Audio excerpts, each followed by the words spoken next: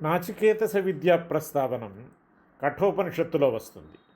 వాజశ్రవసుడు సర్వస్వ దక్షిణాకమైన విశ్వవిజిద్యాగాన్ని చేస్తాడు. అతడు పరమలోభి. పాలీయని, మేత కూడా మేయలేని, నీళ్లు తాగలేని వట్టిపోయిన ముసలి గోవుల్ని దానం చేస్తాడు. ఈ దానవైఖరిని కొడుకు నచికేతస్సు చూసి ఖేదపడతాడు. దానలోపం చేత తండ్రికి దుర్గతి వస్తుందని భయపడి దాన్ని ఆపడానికి తానేమైనా చెయ్యాలనుకుంటాడు.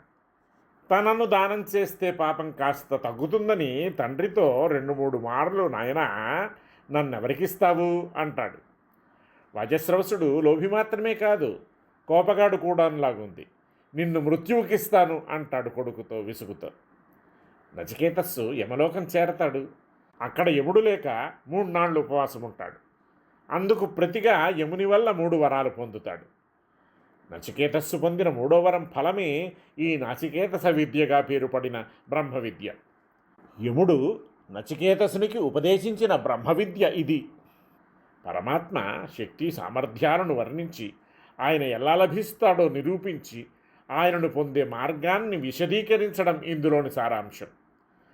చరాచర జగత్తునంతా ప్రళయకాలంలో తనలో లీనం చేసుకోగలవాడు పరమాత్మ. సాధారణంగా ప్రాణులందరినీ కబళించేది మృత్యువు. ఆ మృత్యువును కూడా పరమాత్మ తనలో లయం చేసుకోగలవాడు. యస్య బ్రహ్మచ క్షత్రంచ ఉభే భవత వోదన మృత్యుర్యస్యోపసేచనం కయిత్థ వేద యత్ర సహ. బ్రహ్మచ క్షత్రంచ అంటే స్థావర జంగమ రూపం ప్రపంచం. ఓదనం ప్రళయంలో అన్నంలా పరమాత్మకు ఆహారమైపోతుంది, ఆయనలో లీనమైపోతుంది, అణగి ఉంటుంది. అందరినీ రూపరచేసే మృత్యువు కూడా అన్నానికి ఉపసేచనంలా అంటే ఆదరవులా ఆయనలో లీనమైపోతుంది. ఆ పరమాత్మ ఇలాంటివాడు అని ఎవరు తెలుసుకోగలరు? తెలియరానంత చెప్పరానంత గొప్పవాడు ఆ పరమాత్మ. ఆయన ఎలా లభిస్తాడు? ఆ పరమాత్మ మననం చేత, ఉపాసనం చేత, సాంగ వేదాంత శ్రవణం చేత లభించడు.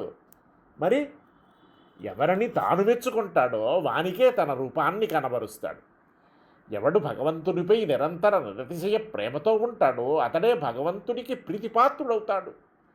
కనుక ఉపాసకుడు పరమప్రీతితో నిరంతర ధ్యానం కావిస్తే ఆ భగవంతునికి వీరి యందు ప్రీతి కలుగుతుంది. ప్రీతిపూర్వకమైన నిరంతర ధ్యానమే భక్తి. దీనివల్ల ఆయన అనుగ్రహం వీడిపై పడుతుంది. అప్పుడు ఆయన వీడికి తన స్వరూపాన్ని కనబరుస్తాడు. అంతేకాదు, ఆత్మను రథికుడుగా, శరీరాన్ని రథంగా, బుద్ధిని సారథిగా, మనస్సును కళ్ళెంగా, ఇంద్రియాలను గుర్రాలుగా, విషయాలను మార్గంగా చేసి తలపొయ్యాలి. విజ్ఞానాన్ని సారథిగా, మనస్సు అనే కళ్ళాన్ని చేతబూని సంసార మార్గాన ప్రయాణించగా చిట్ట చివరకు ఆ దారి చివరనున్న విష్ణుపదాన్ని పొందుతాడు సాధకుడు. సోధ్వన పరమాప్నోతి తద్విష్ణు పరమం పదం. అదే పరమపదం. అక్కడకు చేరి స్వామి నిత్య కైంకర్య మహాభాగ్యాన్ని పొందుతాడు సాధకుడు. పొందేది ఆయననే, పొందించేవాడు ఆయనే.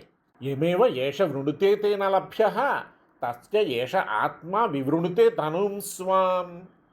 ఆయన యందు ప్రీతి గలవాణ్ణి ఆయన ప్రేమిస్తాడు. తాను ప్రేమించిన వాడికే ఆయన తనను కనబరుస్తాడు. వాడే మోక్షాన్ని పొందుతాడు. సర్వానికి ఆయనే ప్రభువు. ప్రళయంలోనూ చరాచర జగత్తంతా ఆయనలోనే అణగి ఉంటుంది.